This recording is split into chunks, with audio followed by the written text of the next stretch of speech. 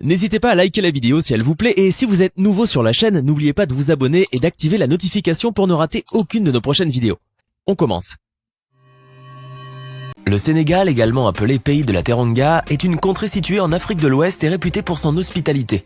Aujourd'hui, nous avons décidé de vous faire découvrir le Sénégal comme si vous y étiez. Voici 99 choses que vous ne verrez qu'au Sénégal. La religion occupe une place importante au Sénégal. Plus de 95% de la population est musulmane et le pourcentage restant représente les chrétiens et les animistes. Les foyers religieux y sont également très puissants avec différentes confréries, mourides, tidianes, layènes. Les musulmans et les chrétiens du Sénégal vivent dans une parfaite harmonie. D'ailleurs, ils s'envoient de bons petits plats à l'occasion d'événements religieux majeurs comme la Pâque ou la fête du mouton.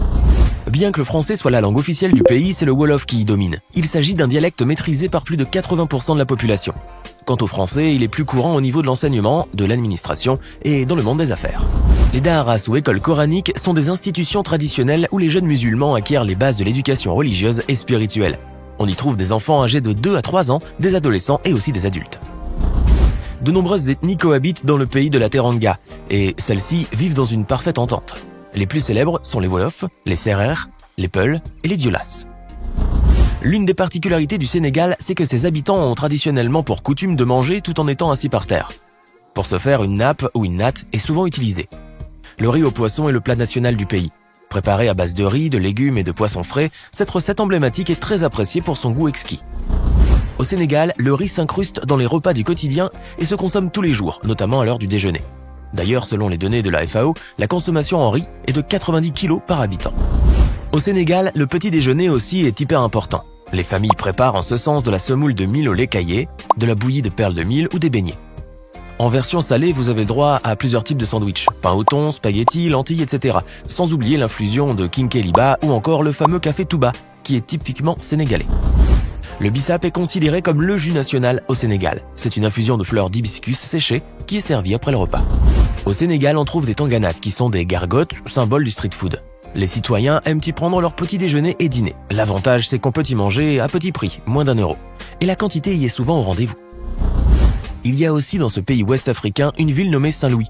Considérée comme la plus belle ville au Sénégal, elle regorge d'une immense richesse historique et culturelle. Elle est d'ailleurs classée au patrimoine mondial de l'UNESCO et compte de nombreux bâtiments historiques. La forêt de la Casamance, qui s'étend au total sur 30 000 hectares, est connue pour ses essences d'arbres rares, notamment le bois de rose qui est très demandé à l'étranger. On ne peut parler du Sénégal sans citer la fameuse île de Gorée. Cette île du Sénégal a joué un grand rôle dans le transport des esclaves entre le XVIe et le XIXe siècle. Désormais devenue un lieu touristique, elle compte des endroits marquants de l'histoire coloniale, comme la maison des esclaves, ainsi que la porte allée sans retour. Au Sénégal, il y a le lac Rose qui arbore une teinte rosée et qui peut changer de couleur suivant la saison. Ce phénomène n'est pas le résultat de la pollution comme on pourrait le penser, il est simplement dû à la forte teneur en sel de l'eau.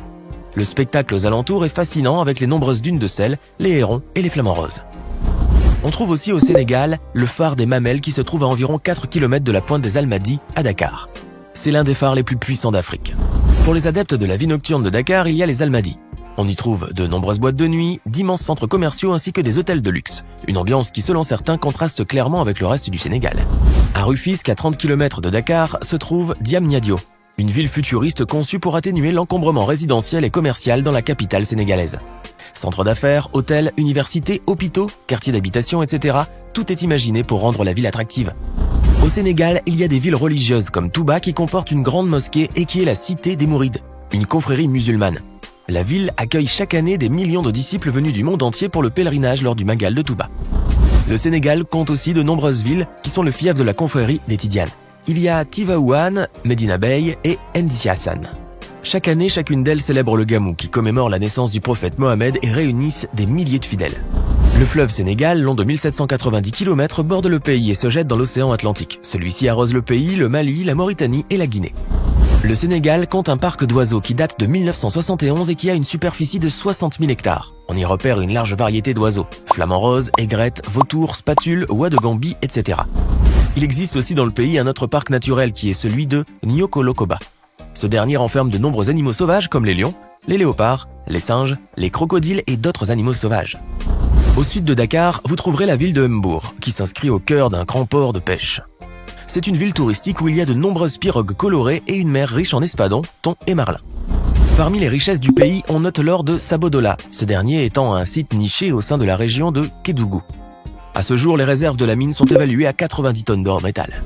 Le Sénégal est un acteur principal de la culture d'arachide au niveau mondial. Il est d'ailleurs l'un des principaux exportateurs d'arachide. Si pour certains le manguier est un arbre quasi inconnu, au Sénégal il demeure très domestiqué. Ainsi on note parfois d'énormes et imposants manguiers logeant les cours des maisons ou encore les rues. Le Sénégal dispose du plus grand complexe mégalithique mondial avec ses cercles mégalithiques. Dispersés entre le centre du Sénégal et de la Gambie, ces derniers font partie du patrimoine de l'UNESCO, bien que l'objectif de ce site reste encore un mystère. Au Sénégal, il y a aussi ce qu'on appelle la Grande Muraille Verte. Comme son nom l'indique, ceci est un mur de végétation destiné à stopper l'avancée des déserts du Sahel et du Sahara. Dans le pays de la Teranga, vous trouverez un baobab sacré niché au cœur de Nianing et dont le diamètre dépasse 32 cm. Celui-ci se trouve précisément dans la forêt des baobabs de Nianing et est considéré par les habitants comme un arbre protecteur. Les habitants du Sénégal vouent un profond attachement aux vêtements traditionnels qu'ils portent pendant les cérémonies.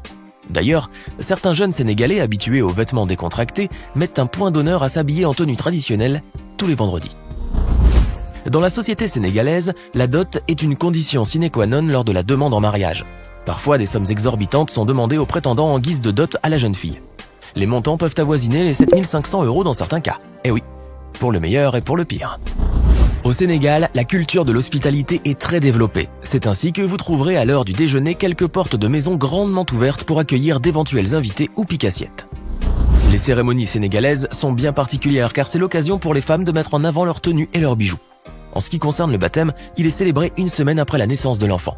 De la bouillie avec du lait caillé est servie le matin et tout le monde est invité. Les femmes sénégalaises ont pour habitude de porter des perles autour des reins ou bin-bin, qu'elles soient célibataires ou mariées. Cela est considéré comme un signe de séduction de leur part. Au Sénégal, les encens occupent une part importante dans la vie des femmes mariées. En effet, de nombreuses variétés sont proposées et il existe même des boutiques spécialisées dans la commercialisation d'encens. C'est l'une des principales armes des Sénégalaises pour retenir leur mari. Eh oui. Dans la tradition sénégalaise, il est recommandé de verser de l'eau devant la porte de sa maison chaque matin avant de sortir. Ainsi, vous verrez quelques matriarches verser des tasses d'eau devant leur porte car elles considèrent que cela porte chance. Les habitants du Sénégal ont l'habitude d'utiliser au quotidien une sorte de cure-dent qu'ils appellent sotio. Celui-ci assure une dentition saine et est vendu à petit prix dans différents coins de rue.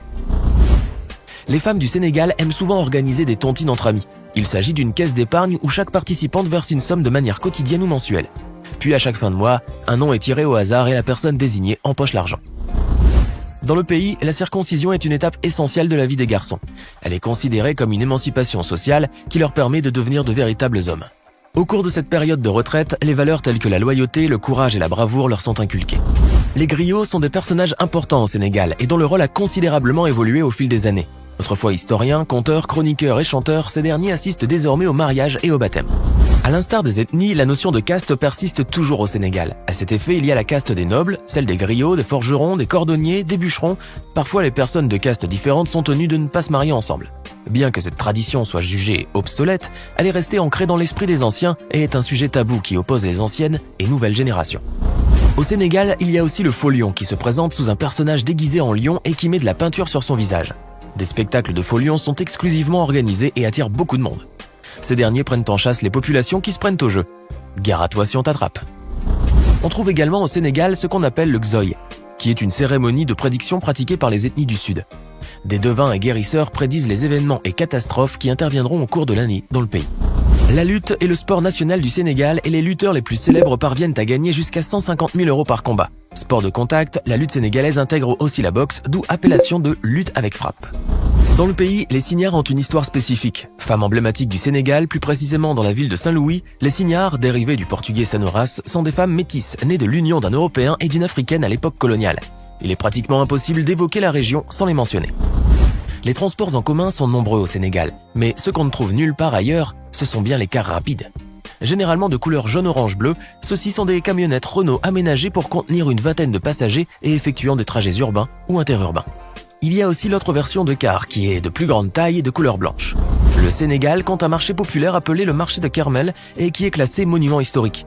C'est le lieu où on peut lui trouver de bonnes collections de poissons, de fruits et légumes, mais aussi de fruits de mer. Il y a également des artisans qui y commercialisent des objets d'art ainsi que des accessoires traditionnels africains. Le Sénégal abrite le plus haut monument africain qui s'érige sur 52 mètres au sommet de l'une des collines des Mamelles. Fait avec une centaine de tonnes de cuivre et de bronze, le monument de la Renaissance est plus haut que la Statue de la Liberté et le monument du Christ de Rio de Janeiro. et on y accède en montant plus de 190 marches. L'édifice représente un homme, une femme et un enfant qui désigne l'horizon avec son doigt. Le pays abrite aussi le musée des civilisations noires dont la superficie est de 14 000 m² et qui emprunte son architecture aux cases africaines. On y découvre différentes expositions relatives aux civilisations noires. Enfin, notre sélection typiquement sénégalaise se termine par le musée de la femme, qui est consacré aux femmes du monde entier. Le site se trouve à Gorée et existe depuis 1994. C'était 99 choses qui n'arrivent qu'au Sénégal. Laquelle de ces choses vous a le plus étonné? Avez-vous envie de visiter le Sénégal désormais? Dites-nous tout dans les commentaires. Et si cette vidéo vous plaît, n'oubliez pas de mettre un pouce bleu, de vous abonner à la chaîne et d'activer la cloche pour recevoir toutes les notifications et ne rien manquer de nos prochains contenus.